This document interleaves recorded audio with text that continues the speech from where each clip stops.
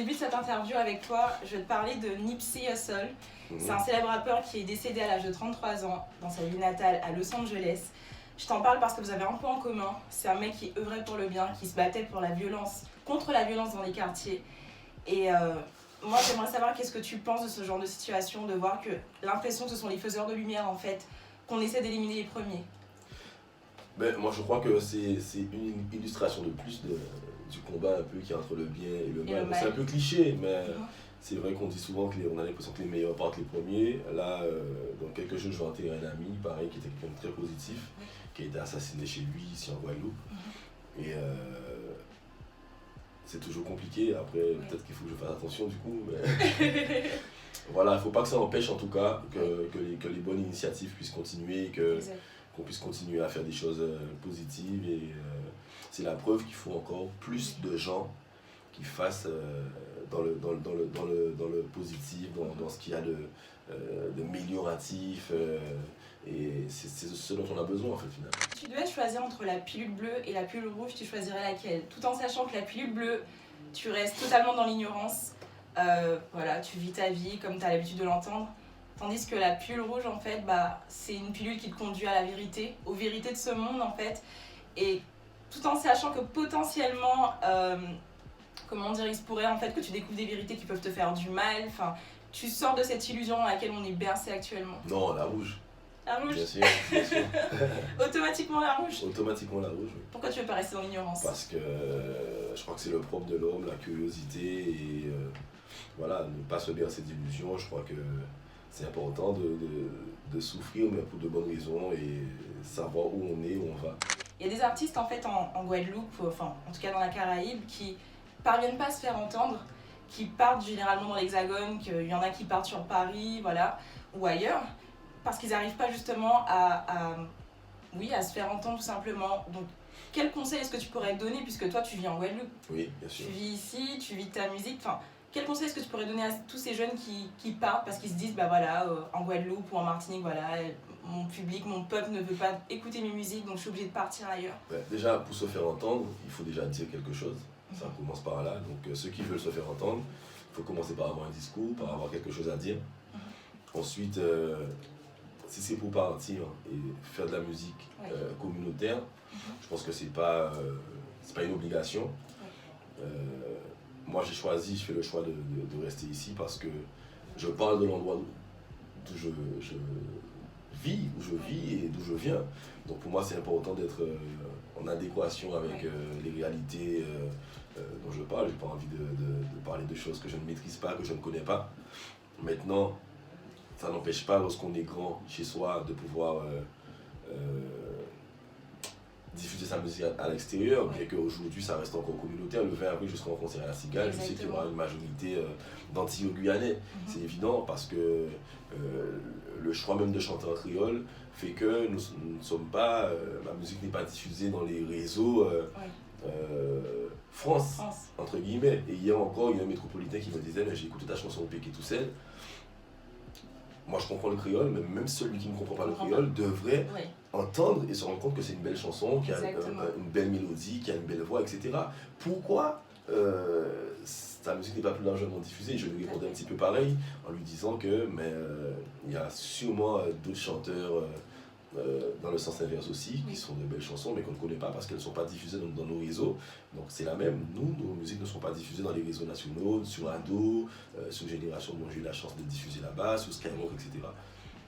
Ça passe par là aussi. C'est une question de réseau, mais je préfère effectivement être grand aux Antilles et faire de la musique utile que de me noyer dans la masse et des artistes qui sont diffusés plus largement et en plus qui n'ont pas forcément quelque chose à raconter. Est-ce que pour toi, pour un artiste de nos jours, il est essentiel d'être polyvalent ou bien il devrait justement se concentrer uniquement sur son art? Je ne sais pas s'il y a une règle générale. Moi, encore une fois, je parle de choses qui sont tellement vraies, entre guillemets, que j'ai besoin de joindre la parole aux actions. Moi, je suis président d'association. Après, ce n'est pas forcément des choses que j'entreprends seul. Je suis souvent sollicité pour parrainer des actions. On fait appel à moi, donc je me retrouve entraîné dans certains projets. Et ça se passe comme ça, en fait. Mais je crois que c'est cohérent, on a besoin de cohérence, on a besoin de... Voilà, et personne ne m'a obligé de créer une association, de vouloir aider les jeunes, mais après moi je suis comme ça. Je suis comme ça et ça se ressent dans ma musique. Après c'est pas une obligation que tous les artistes le fassent parce que déjà faire de la musique et tenter d'ouvrir les yeux, d'aiguiller les gens, de les éclairer, c'est déjà pas mal.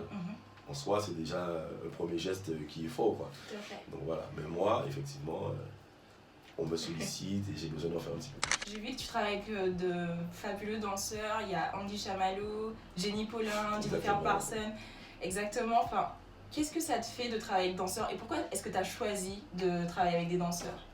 Ben, effectivement, la musique, lorsqu'on enregistre chez soi, bon, c'est de la musique, c'est audio, mais lorsqu'on est sur scène, c'est visuel. Pour le spectacle, le show, on a besoin effectivement d'agrémenter tout ça avec de la danse. Et on m'avait fait la proposition de Chamallow, qui avait constitué le reste de l'équipe. Et je suis très content parce que c'est une équipe qui est vivante, ils sont dynamiques, ils sont joyeux. Les deux Jenny, Andy, il est un peu plus dans la réserve, mais chacun a son caractère, son tempérament, et ils s'entendent déjà super bien entre eux. Bon, moi je suis pas compliqué, donc moi ça va toujours. Tu as été nominé au Hit Local Awards, donc meilleur album de l'année.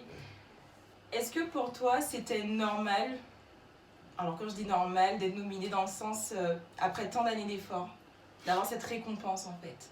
Alors déjà la nomination, je pense que c'est normal, il n'y avait pas etc. d'album qui était sorti. Et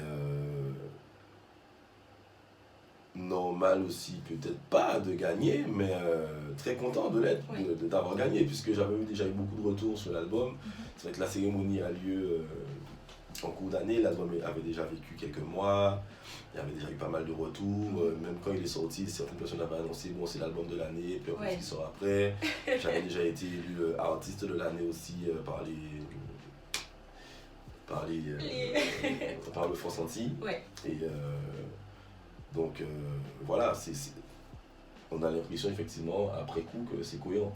Alors qu'est-ce que tu penses des propos de Kalash lorsqu'il dit bon à un moment voilà ce que je pense quand on vient me parler de chance? Est-ce que tu te vois dans ces propos-là? Est-ce que c'est une situation qui t'a déjà été familière lorsqu'on te parle de chance par rapport à ta musique, à tes réussites? Non, puisque moi, personne ne veut me parler de chance. Moi, on voit bien le travail que je fais et puis je n'ai pas l'exposition qui donnerait l'impression que j'ai pris la place de quelqu'un ou que j'ai été hyper chanceux non plus. Donc moi je suis à ma place et puis je me suis jamais posé la question non plus. Moi j'ai pas le temps avec les gens qui pensent X ou Y quoi. C'est ce que j'ai à faire et puis... Tu penses quelles sont les valeurs que tu souhaites transmettre à ton fils à travers ta musique? Et surtout, comment est-ce que tu arrives à concilier vie de famille et vie professionnelle, vie d'artiste? La vie de famille est toujours très compliquée lorsqu'on est artiste. Le temps manque parfois, donc j'essaie de passer des moments de qualité avec mon fils. Après son éducation, je ne la fais pas du tout en musique. À travers ma musique, il prendra ce que tous les autres prennent dans ma musique lorsqu'il sera en âge de comprendre et de bien recevoir les paroles. Maintenant, son éducation, je la fais avec des gestes, des mots, du temps, des activités. Et voilà, c'est des valeurs de respect, d'estime de soi. Parce que nous sommes dans un contexte particulier où l'homme noir vit des jours compliqués, que ce soit en Guadeloupe ou ailleurs. Donc je parle beaucoup d'estime de soi à mon fils. Il faut savoir qu'il est beau, qu'il est intelligent. Qu'il est le plus fort. Qu'il est pas peut-être le plus fort parce qu'il y a papa. Qu'il est fort. Et voilà, c'est ça. Beaucoup d'estime de soi, d'amour et un peu de sérénité aussi. Quel conseil tu pourrais donner aux gens qui veulent entreprendre mais qui n'y parviennent pas en fait, qui n'arrivent pas à se lancer? Il y a une phrase célèbre qui dit que 100% de ceux qui n'ont pas tenté ont échoué. Exact. Je crois. Donc il ne faut pas avoir peur de se lancer. Il y a ça aussi, on n'a pas cette culture-là, la culture de l'entrepreneuriat. J'ai parrainé entreprendre au lycée d'ailleurs il y a quelques années. Donc c'est important d'entreprendre, il ne faut pas, lorsqu'on a une idée, généralement on sent le truc. Il y a la peur, mais on sent que ça peut aller. Mais lorsqu'on a ce sentiment-là, il faut se lancer, il faut se faire aider, bien évidemment, parce qu'il y a aussi des organismes qui sont là, qui peuvent aider, donc il ne faut pas hésiter à demander de l'aide, mais il faut se lancer, on a besoin de ça, on a besoin de jeunes qui entreprennent, on a été un petit peu programmé Exactement. depuis les bancs de l'école pour être assis justement là avec le maître tout à fait. qui donne les instructions, les indications. Mais il faut casser ces codes-là.